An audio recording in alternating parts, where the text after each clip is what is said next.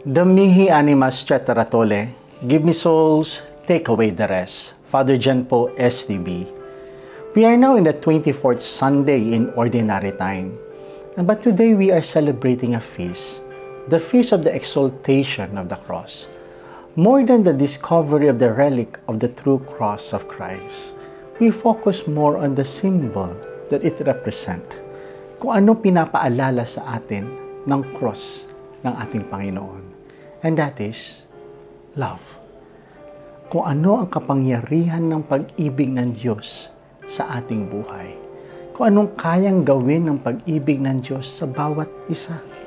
Because through the love of God, He was able to save us. Kaya po napakaganda po ng ating unang pagbasa wherein dito po makikita na nakalimot ang mga Israelites of how God really loves them. That God is really ready to do everything for them. But the presence of the love of God suddenly disappeared in their hearts. Kung kaya ang dami nilang reklamo. And that is the moment that they suffer. But the moment that they realize that they have committed a mistake, a sin before God, they repented. And the moment that they repent, God immediately saved them. But in saving them, God respect their freedom, their choice. Because He commanded Moses to make a serpent bronze and put it in the pole and raise it up. And anyone who will look at it will live. Anyone who believes on it will be saved by God. Parang ito po yung pinapahiwatig ng ating Ebanghelyo ngayong araw na ito. Taken from the Gospel of John chapter 3 verse 13 to 17, kung gaano katindi ang pag-ibig ng ating Panginoon.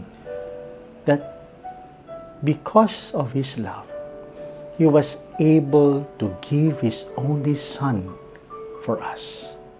He was able to offer His only Son to save us from our sins. But in our second reading, those who will be saved should imitate our Lord Jesus.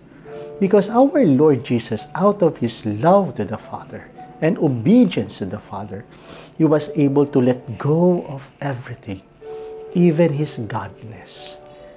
He offered Himself to be obedient to the plan of the Father. And because of that, we were saved. The Lord is ready to do everything for us. Pinatunayan niya na. Ano ba hihintayin natin? Ano ba hahanapin natin upang mapatunayan ang pag-ibig ng ating Panginoon? He has already offered everything to us, even His only Son. And His only Son was able to remove all His glory just to save us. But at the end, it will be our choice. Like in the first reading, will you look to the Lord? Will you raise up your eyes and see His glory and accept His saving power sa ating mga buhay? So my dear friends, this feast of the exaltation of the cross is reminding us how the love of God can exalt us, kung paano tayo pwedeng ibangon ng ating Panginoon dahil sa Kanyang pag-ibig. All we have to do is to make a decision, to choose to look at Him and put all our trust in Him.